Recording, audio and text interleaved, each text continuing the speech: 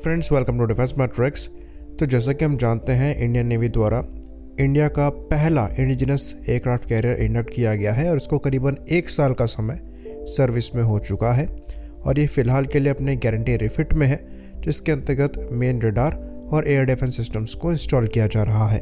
तो एक इवेंट के दौरान हमारे जो चीफ ऑफ नेवल स्टाफ हैं, उनके द्वारा ये कहा गया कि इंडियन नेवी इसी एयरक्राफ्ट कैरियर के रिपीट ऑर्डर को कंसिडर कर रही है और ये चीज़ पहली बार एक्चुअली कही नहीं गई थी। ये चीज़ इनके द्वारा पहले भी कही जा चुकी है और यहाँ तक कि हमारे डिफेंस मिनिस्टर द्वारा भी इस चीज़ पर चर्चा करी गई है और उन्होंने भी ओपनली कहा है कि एक और INS विक्रांत क्लास का एयरक्राफ्ट कैरियर इंडियन नेवी के लिए बनाया जा सकता है। तो ये कोई न्यूज़ नहीं है, डेफिनेटली ये चीज़ हम जानते हैं कि एक और एयरक्राफ्ट कैरियर यहाँ पर आ सकता है। इसकी पॉसिबिलिटी बहुत अच्छी है और ये INS विक्रांत का ही रिपीट ऑर्डर होगा। यहाँ तक कि ये भी कहा जाता है कि ये एयरक्राफ्ट कैरियर हो सकता है UAV ऑपरेशन को दिमाग में रखकर थोड़ा बहुत कस्टमाइज भी किया जाए, क्योंकि Indian navy man unmanned teeming system पर बहुत ज़्यादा फोकस कर रही है और रेगुलरली इस फील्ड पर काम किया जा रहा है। तो हमारे चीफ ऑफ नेवल स्टाफ द्वारा क्लियरली कहा गया कि हम एक तीसरे एयरक्राफ्ट कैरियर पर काम कर रहे हैं जो कि रिपीट होगा INS विक्रांत का, क्योंकि काफ़ी ज़्यादा एक्सपर्टीज़ जनरेट हुई है INS विक्रांत के डेवलपमेंट में, जिसको यूटिलाइज़ किया जा सकता है एक और एयरक्राफ्ट कैरियर को डेवलप करने में और इसी के लिए इंडियन नेवी द्वारा केस तैयार किया जा रहा है। तो जब हम एक एयरक्राफ्ट कैरियर की बात करते हैं तो ये खाली एयरक्राफ्ट कैरियर का प्रिक्योरमेंट नहीं होता है, साथ में फाइटर एयरक्राफ्ट जो उससे फ्लाई करते हैं वो भी आते हैं और उसके साथ में इसका कैरियर बैटल ग्रुप आता है, जिसके अंतर्गत आपको और ज़्यादा सरफेस शिप्स चाहिए, साथ ही साथ आपको सबमरीन्स भी चाहिए। तो सरफेस शिप्स की बात करें तो यहाँ पर प्रोजेक्ट 17 अल्फ़ा के बाद प्रोजेक्ट 17 ब्रावो भी एक्सपेक्ट किया जा रहा है, जिसके अंतर्गत प्रोजेक्ट 17 अल्फ़ा से ज़्यादा शिप्स ली जा सकती हैं। बाकी प्रोजेक्ट 18 क्लास के डिस्ट्रॉयर्स पर तो काम किया ही जा रहा है। तो सेम डिस्प्लेसमेंट के एयरक्राफ्ट कैरियर का ऑर्डर देना एक्चुअली काफ़ी स्मार्ट मूव है। हमारे द्वारा पहले बड़े 65,000 टन क्लास के एयरक्राफ्ट कैरियर्स को ऑर्डर करने के बारे में विचार किया जा रहा था, लेकिन वो एकदम डिफरेंट एयरक्राफ्ट कैरियर होता और उसको डेवलप करने में काफ़ी ज़्यादा समय लगता। वहीं पर रिपीट ऑर्डर का मतलब यहाँ पर यह है कि ये 5 से 7 साल के बीच में बनकर तैयार हो जाएंगे, जो कि एक बड़े एयरक्राफ्ट कैरियर के हिसाब से बहुत ज़्यादा समय नहीं है।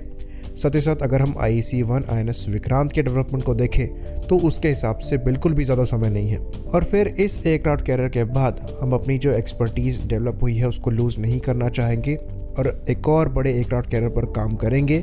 हो सकता है तब तक हमारी इकोनॉमी जो है वो ज़्यादा ग्रो कर जाए और ऐसे बड़े एयरक्राफ्ट कैरियर के प्रोजेक्ट को हम फंड करने में अभी से ज़्यादा सक्षम हो और INS विक्रमादित्य को उसी बड़े एयरक्राफ्ट कैरियर से रिप्लेस किया जाए। तो जैसे जैसे हमारे एयरक्राफ्ट कैरियर को लेकर एम्बिशंस बढ़ रहे हैं, वैसे वैसे हमें एयरक्राफ्ट कैरियर के डिज़ाइन में भी इनोवेशन शो करने पड़ेंगे। तो हम स्की जंप वाले एयरक्राफ्ट कैरियर पर हमेशा के लिए रिलाय नहीं कर सकते। हमें ऐसे एयरक्राफ्ट कैरियर्स चाहिए जो कि लॉन्गर रेंज में और बड़े एयरक्राफ्ट को लॉन्च करने में सक्षम हो। यहाँ पर हम इशारा कैटोबार स्टाइल के एयरक्राफ्ट कैरियर्स की तरफ कर रहे हैं। तो चाइना ने ये ट्रांजिशन किया है। उनके जो नए फुजियान एयरक्राफ्ट कैरियर हैं, ये EMAS यानी कि इलेक्ट्रोमैग्नेटिक असिस्टेड लॉन्चिंग सिस्टम्स को यूज़ करते हैं, जो कि मॉडर्न कैटापुल्ट लॉन्चिंग सिस्टम है और US के Gerald Ford class aircraft carriers में यूज़ किया जाता है।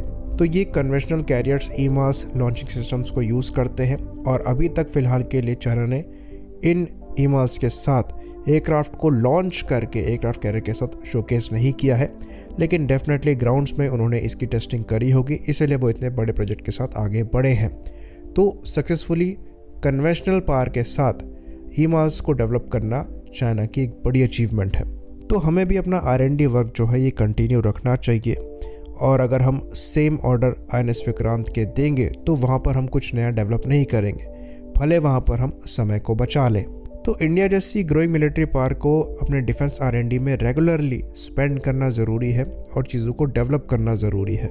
INS विक्रांत के रिपीट ऑर्डर के साथ अगर हम एग्जैक्टली सेम एयरक्राफ्ट कैरियर लेते हैं तो ये गोल हमारा अचीव नहीं होगा, क्योंकि एक एयरक्राफ्ट कैरियर को बनाने में कई साल का समय जाता है और उतना टाइम लगाने के बावजूद अगर हम रिसर्च और डेवलपमेंट में कोई भी प्रोग्रेस नहीं करते हैं तो कोई मतलब नहीं है इंडिजिनसली चीज़ों को डेवलप करने में। शिप्स की बात यहाँ पर अलग है, उनका पैरेलल डेवलपमेंट चलता है, पर एयरक्राफ्ट कैरियर एक बार में हम एक ही बनाते हैं। तो ये हम दोबारा कहेंगे कि बहुत अच्छा हो कि अगर हम INS विक्रांत का रिपीट ऑर्डर देते हैं तो उसमें हम कम से कम कैटापल्ट लॉन्च असिस्टेंस को हम एक्सपेक्ट करें, ताकि बड़े एवैक्स को भी ये एयरक्राफ्ट कैरियर लॉन्च करने में सक्षम हो, जो कि एयर ऑपरेशन की कैपेबिलिटी को ज़्यादा बेटर बनाए, जो कि स्की जंप कैरियर से फ़िलहाल के लिए पॉसिबल नहीं है। तो ये जो कैटोबार ट्रांजिशन है ये छोटा मोटा डेवलपमेंट नहीं होगा, इसमें अच्छा खासा डिज़ाइन चेंज करना पड़ेगा, साथ ही साथ अच्छा खासा पैसा भी स्पेंड होगा।